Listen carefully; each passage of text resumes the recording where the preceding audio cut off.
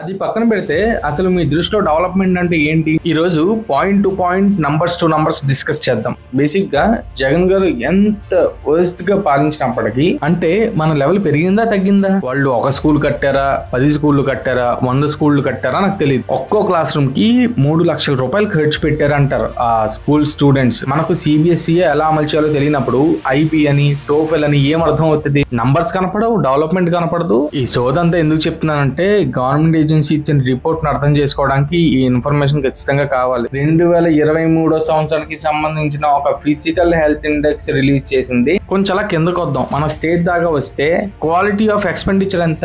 31. మన డబ్బులు మనం కాపాడుకోగలమా లేదా అనే నంబరు 0, ఏ బిగ్ 0. కేసీఆర్ కి వచ్చిన ఎంపీ సీట్లు ఎంతో, మనకి డెట్ సస్టైనబిలిటీలో వచ్చిన నంబర్ కూడా 0, ఏ బిగ్ 0. మీకు డబ్బు ఖర్చు పెట్టడం రాదు మీ బతుక్కి, చాలా జాగ్రత్తగా ఉండకపోతే అడుక్క తింటారని చెప్పి తెలుగులో ఇంగ్లీష్ లో చెప్తుంది. నేను ఇది ప్యూర్ రా కంటెంట్ పోస్ట్ చేస్తున్నా, ఎడిటింగ్ కూడా పెద్ద ఏం చేయను.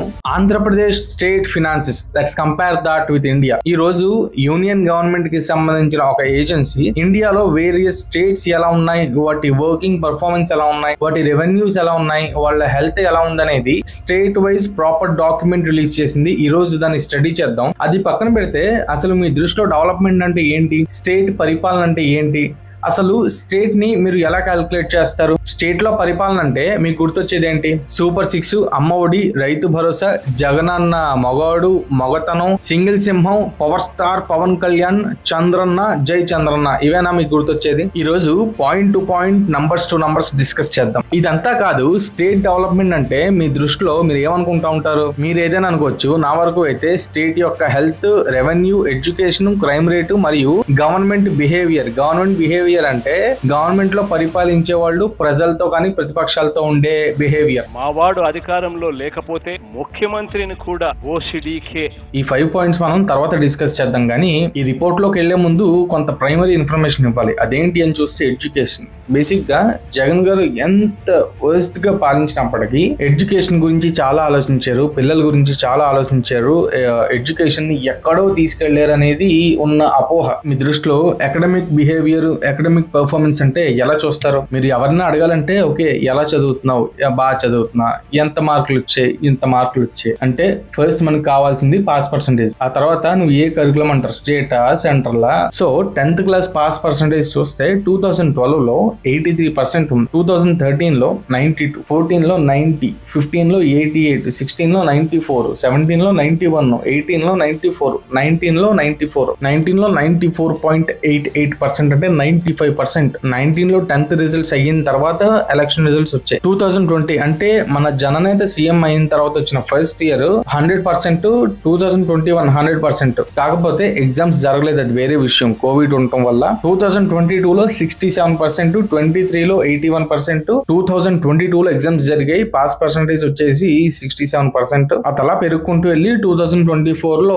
79% దాకా వెళ్ళింది. అంటే ఎక్కడో 2012 లో వచ్చిన పాస్ పర్సెంటేజ్ కన్నా ఈ రోజు గత గవర్నమెంట్ దిగిపోయే టైంకి వచ్చే పాస్ పర్సెంటేజ్ 2012 కన్నా తక్కువ. అంటే మన లెవెల్ పెరిగిందా తగ్గిందా? ఇప్పుడు స్కూల్ బిల్డింగ్లు బాగు చేయడం అనేది 2014 to 19 లో అప్పటి టీడీపీ గవర్నమెంట్ స్టార్ట్ చేసింది. కాకపోతే ప్రచారం చేసుకోవాలి. వాళ్ళు ఒక స్కూల్ కట్టారా, 10 స్కూళ్లు కట్టారా, 100 స్కూళ్లు కట్టారా నాకు తెలియదు. బట్ నేను కళ్ళారా గవర్నమెంట్ చేంజ్ అయ్యే కన్నా ముందే ఫుల్లీ డెవలప్డ్ స్కూల్స్ ని చూసాను. ఒక్కో క్లాస్ రూమ్ కి 3 లక్షల రూపాయలు ఖర్చు పెట్టారంటారు ఆ school students. Digital class rooms, అద్దాల కిటికీలు, తర్వాత computer labs with computers with air conditioning rooms. దాన్నే చూసి నాడు నేడు అని స్టార్ట్ చేసి జగన్ గారు దాన్ని స్కేల్ పెంచేశారు. బాగు చేసింది కొన్ని స్కూల్స్ అయినా సరే ఆ స్కూల్ కరెస్పాండెంట్స్ తో, ప్రిన్సిపల్స్ తో మాట్లాడితే అర్థమైన విషయం ఏంటంటే 1,00,000 రూపాయల్లో జరగాల్సిన పనిని ఆ లోకల్ ఎమ్మెల్యేస్ కి వాళ్ళకి కాంట్రాక్ట్స్ ఇచ్చి 4 లక్షలు 5 లక్షలు చేశారు. సో ఎడ్యుకేషన్ లో పర్సెంటేజ్ గురించి మాట్లాడుకున్నాం,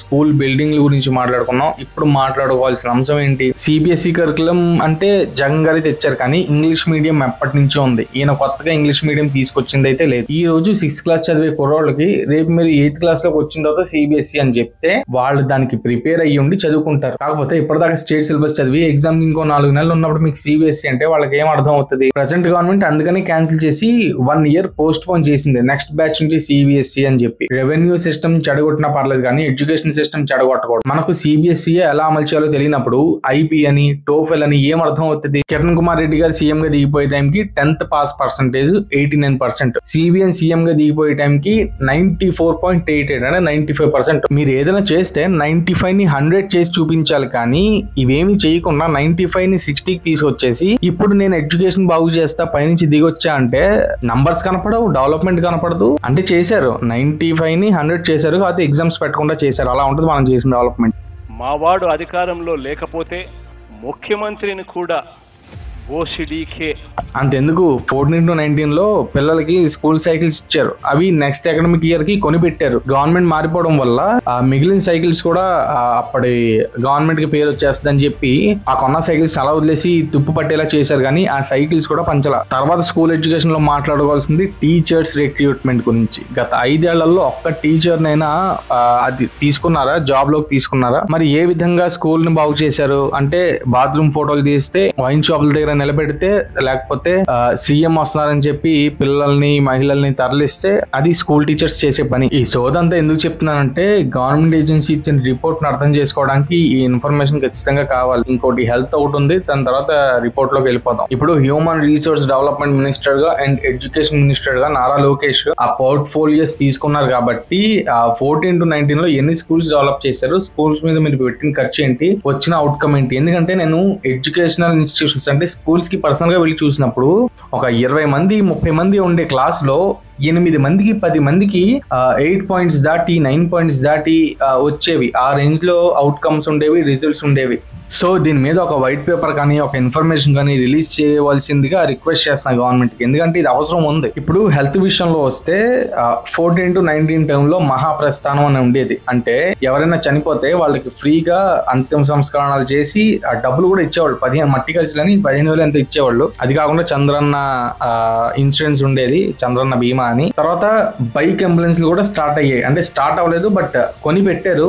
ఆ స్కీమ్ అమలు చేస్తే ఎలా ఉంటుందో అన్న చర్చలు జరుగుతున్నాయి. అప్పుడు గవర్నమెంట్ మారిపోయింది. ఆరోగ్యశ్రీ అదే ఎన్టీఆర్ వైద్య సేవ అని చెప్పి అప్పుడు ఉండేది. తర్వాత ఎలా మారింది అంటే ఆరోగ్యశ్రీ తగ్గించేశారు. ఎంత తగ్గించేశారంటే ప్రతిసారి గొడవల, ప్రతిసారి 300 కోట్లు 500 కోట్లు 1000 కోట్లు బకాయిలే ఉండేవి. నెట్వర్క్ హాస్పిటల్స్ మేము ఆరోగ్యశ్రీ ఇవ్వం, ధర్నా చేస్తాం ప్రకటిస్తే అప్పుడు ఒక 300, అప్పుడు ఒక 150 రిలీజ్ చేసేవాళ్ళు. ధర్నా చేస్తాం అని చెప్తే కానీ డబ్బులు రిలీజ్ అయ్యేవి కాదు. తర్వాత మహాప్రస్థానం బళ్ళు అడవుల్లో వదిలేశారు. ఆ తుప్పు పడేసి ఉన్నాయి. తర్వాత బైక్ అంబులెన్స్ ఏమయ్యాయో దేవుడికే తెలియాలి. తర్వాత కోవిడ్ టైంలో ఒక బాబు చనిపోతే అంబులెన్స్ డ్రైవర్ 10 నుంచి 15 వేలు అడిగారని చెప్పి ఆ బైక్ మీద బాడీని తీసుకెళ్లారు. రోయా హాస్పిటల్లో టైం కి ఆక్సిజన్ రాలేదని 10 మందో 11 మందో చనిపోయారు. వైజాగ్ గ్యాస్ లీక్ అయ్యి కొంతమంది చనిపోతే వాళ్ళకి ₹1 కోటి ఇస్తామని ప్రకటించి ఇప్పటిదాకా నాకు తెలిసి ఎవరికి ఇవ్వలేదేమో. ఒకళ్ళకి ఇచ్చినట్టున్నారు, అది కూడా చెక్ బౌన్స్ సంథింగ్ ఏదో జరిగింది అన్నట్టు. కోవిడ్ టైంలో పేరెంట్స్ ఎదురు చనిపోతే ఆర్ఫన్స్ కి జగన్ గారి గవర్నమెంట్ అప్పుడు 10 లక్షలు ఇస్తా ఉంది. ఎవరికి ఇచ్చిందో తెలియదు.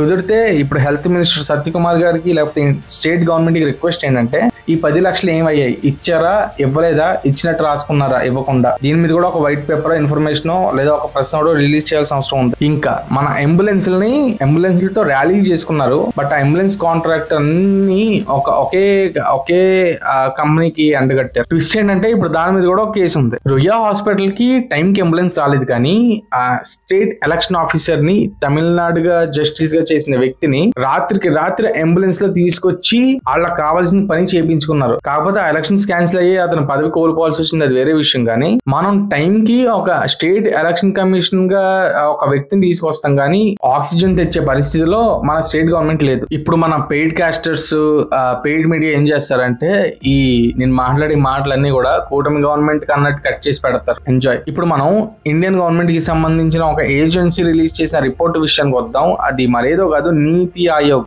National institute for transforming India. Niti Aayog Indian government entity. Governments ఎలా వర్క్ చేయాలి, ఎలా వాటి పొజిషన్ ఏంటి అని చెప్పేసి మానిటర్ చేసే ఒక బాడీ, ఇండియన్ గవర్నమెంట్ కి సంబంధించిన బాడీ. సో నీతి ఆయోగ్ ప్రతి సంవత్సరం ఫిజికల్ హెల్త్ ఇండెక్స్ అని రిలీజ్ చేస్తూ ఉంటది. ఫిజికల్ హెల్త్ ఇండెక్స్ అంటే మన బాడీలో హెల్త్ కాదు, స్టేట్ రెవెన్యూ, మన బ్యాంక్ లో హెల్త్ గురించి రిలీజ్ చేస్తూ ఉంటది. నీతి ఆయోగ్ రిలీజ్ చేసే ప్రతి రిపోర్టు సెంట్రల్ గవర్నమెంట్ నుంచి వాళ్ళకి నచ్చింది రాసుకోవడం కాదు, బట్ స్టేట్ సబ్మిట్ చేసే అఫీషియల్ రికార్డ్స్, వాళ్ళు అఫీషియల్ గా బయటికి ప్రజలకి ప్రకటించింది, లేకపోతే ఇండియన్ గవర్నమెంట్ సెట్ చేసిన కొన్ని బెంచ్ మార్క్స్ రకరకాలుగా క్యాల్కులేట్ చేసి టోటల్ ఇన్ఫర్మేషన్ ని గ్యాదర్ చేసి అవి రైట్ రాంగ్ గా చెక్ చేసుకుని వాటి మీద రిలీజ్ చేస్తా ఉంటది. ఇప్పుడు నీతి Aayog physical health index for states 2022-2023 అంటే 2022 సంవత్సరానికి 2023 సంవత్సరానికి సంబంధించిన ఒక ఫిజికల్ హెల్త్ ఇండెక్స్ రిలీజ్ చేసింది. దాంట్లో ఫస్ట్ ప్లేస్ లో ఒడిషా, చండీగఢ్, గోవా, జార్ఖండ్, గుజరాత్, మహారాష్ట్ర, ఉత్తరప్రదేశ్ అలా చెప్పుకుంటూ వస్తే లాస్ట్ కి ఆంధ్రప్రదేశ్ అండ్ పంజాబ్. మొత్తం రిపోర్ట్ లో మన హెల్త్ ఇండెక్స్ 17 ఉంది. బేసిక్ గా మనకి 29 స్టేట్స్ ప్లస్ యూనియన్ టెరిటరీస్ కదా, 36-37 స్టేట్స్ కదా, దాంట్లో 17 అంటే బానే ఉంది కదా అనుకోకండి. నీతి ఆయోగ్ రిపోర్ట్ ఇచ్చేది 18 స్టేట్స్ కి, అందులో మన పొజిషన్ 17. మన తర్వాత 18th పొజిషన్ లో పంజాబ్ ఉంది. సో నీతి ఆయోగ్ రిలీజ్ చేసిన రిపోర్ట్ ఏంటి చూస్తే ఫస్ట్ ప్లేస్ లో ఒడిషా FHI స్కోర్ 67.8 ఉంది. అంటే డిస్టింక్షన్ లో పాస్ అయినట్టే ఒడిషా. ర్యాంక్ వచ్చేసి 2022-23 కి సంబంధించి first rank. Quality of expenditure అంటే వాళ్ళకి వస్తుంది, వాళ్ళు ఖర్చు పెడుతుంది చూస్తే 52 ఉంది దాని యొక్క నంబరు. తర్వాత రెవెన్యూ మొబిలైజేషన్ అంటే రెవెన్యూ ఎలా వస్తుంది, ఎలా రొటేట్ చేస్తానంటే 69.9. తర్వాత డెట్ ఇండెక్స్ 99 అంటే వాళ్ళకి డబ్బులు ఇస్తే ఇమీడియట్ గా అరగంటలో వెనక్కి వచ్చేస్తాయి అనే స్కోర్ అనుకుంటా. డెట్ సస్టైనబిలిటీ అంటే వాళ్ళకి డబ్బు ఇస్తే ఉండదా అనే నంబరు 64%. ఇప్పుడు ఛత్తీస్గఢ్ చూసుకుంటే 55, rank 2, quality expenditure 55, revenue mobilisation 56, తర్వాత డెట్ ఇండెక్స్ అంత 79, డెట్ సస్టైనబిలిటీ 29. కొంచెం అలా కిందకు వద్దాం. మన స్టేట్ దాకా వస్తే FHI స్కోర్ ఎంత 20, ర్యాంక్ ఎంత 17, క్వాలిటీ ఆఫ్ ఎక్స్పెండిచర్ ఎంత 31. ఓకే, ఇప్పుడు రెవెన్యూ మొబిలైజేషన్ లోకి వస్తే 22, తర్వాత డెట్ ఇండెక్స్ లోకి వచ్చేస్తే 37. ఇప్పుడు డెట్ సస్టైనబిలిటీ మన డబ్బులు మనం కాపాడుకోగలమా లేదా అనే నంబరు 0, ఏ బిగ్ 0. కేసీఆర్ కి వచ్చిన ఎంపీ సీట్లు ఎంతో మనకి డెట్ సస్టైనబిలిటీలో వచ్చిన నంబర్ కూడా 0, ఏ బిగ్ 0. మన తర్వాత పంజాబ్ ఉంది కదా, పంజాబ్ 10th కదా, దాని యొక్క స్కోర్ 10 కదా, దాని డెట్ సస్టైనబిలిటీ 15 ఉంది, కానీ మన దగ్గర 0 ఉంది. ఇప్పుడు స్టేట్ వైజ్ ప్రతి సెక్టార్ లో పర్ఫార్మెన్స్ అదేంటంటే రెడ్, ఎల్లో, లైట్ గ్రీన్ అంటే సూపర్, ఎల్లో అంటే పర్వాలేదు, ఆరెంజ్ అంటే కష్టపడుతున్నట్టు, రెడ్ అంటే ఇంక అడుక్కు తినడానికి సిద్ధంగా ఉన్నట్టు లెక్క. ఇప్పుడు కంపారిజన్ చూస్తే 2022-23 కి యావరేజ్ ఫర్ 2014-19 కి, యావరేజ్ ఫర్ 2014-2022 కి చూస్తే ఏపీ పరిస్థితి ర్యాంక్ 17 స్కోర్ 20 ఉంటే 22-23 కి 2014-19 యొక్క యావరేజ్ ఎంత అంటే 31.7, ర్యాంక్ వచ్చేసి 13. 2014-22 ఎంత 27, ర్యాంక్ వచ్చేసి 13. ఇప్పుడు ఎంత ర్యాంక్ వచ్చేసి 17, స్కోర్ వచ్చేసి 20. ఇప్పుడు score relationship with sub indicators చూస్తే ఏపీ 20 ఉంది. ఇప్పుడు క్వాలిటీ ఆఫ్ ఎక్స్పెండిచర్ చూస్తే ఎల్లో లైన్, బ్లూ లైన్ మనకు వచ్చేదానికి మనం ఖర్చు పెట్టేదానికి సంబంధమే లేదు. ఇప్పుడు రెవెన్యూ మొబిలైజేషన్ గానీ ఇవన్నీ యావరేజ్ గా చూస్తే ఏంటి అంటే మీకు ఈ నంబర్స్ అర్థం అవుద్దా లేదా నేను చెప్పలేను కానీ స్టేట్ వైజ్ అనాలిసిస్ చెప్తే let's Zoom in this. Major sub indicator score heat maps state wise quality expenditure score చూస్తే ఏపీ ఆరెంజ్ పొజిషన్ లో ఉంది, అంటే జస్ట్ మేడ దూకడానికి ఒక అడుగు వెనక్కి ఉంది. State wise revenue mobilisation score చూస్తే తెలంగాణ గ్రీన్ లో ఉంటే మన ఏపీ డార్క్ ఆరెంజ్ లో ఉంది, అంటే వచ్చే డబ్బు పోయే డబ్బు తెలంగాణ పాజిటివ్ లో ఉంటే మనం నెగిటివ్ కి ఇంకొంచెం దగ్గరగా ఉన్నాం. State wise physical prudence score heat map చూస్తే ఏపీ డార్క్ ఆరెంజ్ లో ఉంది, తెలంగాణ గ్రీనిష్ ఎల్లోగా ఉంది. ఇప్పుడు state wise debt index score heat map చూస్తే తెలంగాణ ఎల్లోలో ఉంది, మన ఏపీ ఆరెంజ్ లో ఉంది, లైట్ ఆరెంజ్ లో ఉంది. తర్వాత state wise debt sustainability score చూస్తే తెలంగాణ డార్క్ ఆరెంజ్ లో ఉంది, మనది కంప్లీట్ రెడ్ లో ఉంది, డార్క్ రెడ్ లో ఉంది, అది మన పొజిషన్. ఇప్పుడు స్టేట్ ఫిజికల్ హెల్త్ ఇండెక్స్ మీద నీతి ఆయోగ్ ఆంధ్రప్రదేశ్ కి సంబంధించి ఒక రిపోర్ట్ ఇచ్చింది పర్సనల్ గా. అదేంటి అని చూస్తే the state May focus on enhancing capital expenditure efficiency, అంటే క్యాపిటల్ ఎక్స్పెండిచర్ డబ్బు పెడితే డబ్బు వచ్చే దాని మీద క్యాపిటల్ కట్టడమో, బిల్డింగ్లు కట్టడమో, డ్యాములు కట్టడమో వాటి మీద ఆ ఎఫిషియన్సీ మీద దృష్టి పెట్టండి. Optimise committed spending, diversifying revenue sources for greater resilience and may enforce strict physical discipline. డబ్బు ఆచి తూచి కమిటెడ్ గా ఖర్చు పెట్టకపోతే అడుక్కు తింటారా అబ్బాయి అని చెప్పి ఇంగ్లీష్ లో నీట్ గా నొప్పి తగలకుండా చెప్తుంది. ఇప్పుడు క్వాలిటీ ఆఫ్ ఎక్స్పెండిచర్ ఏంటి అని చూస్తే since 2018 and 19 the capital expenditure of the state came down in both social service and economic services sector by 84.3% and 60.1% respectively on a cumulative basis. Quality expenditure ఏ విధంగా తగ్గింది వేరియస్ సెక్టార్స్ లో అనేది మీరు చూడొచ్చు. తర్వాత the state has also been enabled to achieve its budget estimates. First లైనే అది చెప్తుంది, బడ్జెట్ ఎస్టిమేట్స్ ని మనం రీచ్ అవ్వలేకపోతున్నాం. అంటే మనం నాకు వచ్చే జీతంలో నేను వచ్చే నెల ఎంత ఖర్చు పెడతానే దానికి మనం పెట్టే ఖర్చుకి అసలు సంబంధం లేదు. తర్వాత రెవెన్యూ మొబిలైజేషన్ చాలా మెయిన్ పాయింట్ ఇది. During the period of 2018 to 19 and 22 to 23 the state's own tax revenue grew at CAGR of అంటే కాంపౌండ్ యాన్యువల్ గ్రోత్ రేటు -6%. అంటే ఎదగాల్సింది పోయి -6% దిగిపోతున్నాం. అంటే ఒక్కొక్క మెట్టు దిగిపోతున్నాం రెవెన్యూ పరంగా. The ratio of state own tax revenue to the total tax revenue Sai moderate growth during 2018. ఇది చదువుకోండి, మొత్తం రిపోర్ట్ డిస్ప్లే చేస్తా, లింక్ ఇస్తా, చదువుకోండి. మనం పరిస్థితి ఏంటి, ఈ రోజు పరిస్థితి ఏంటి, బయట రాష్ట్రాలు మనం చూసి ఎలా నవ్వుకుంటున్నాయి. ఇది రెవెన్యూ పరంగా, ఎడ్యుకేషన్ పరంగా, హెల్త్ పరంగా జగనన్న ప్రజాప్రభుత్వంలో జరిగిన పాలన.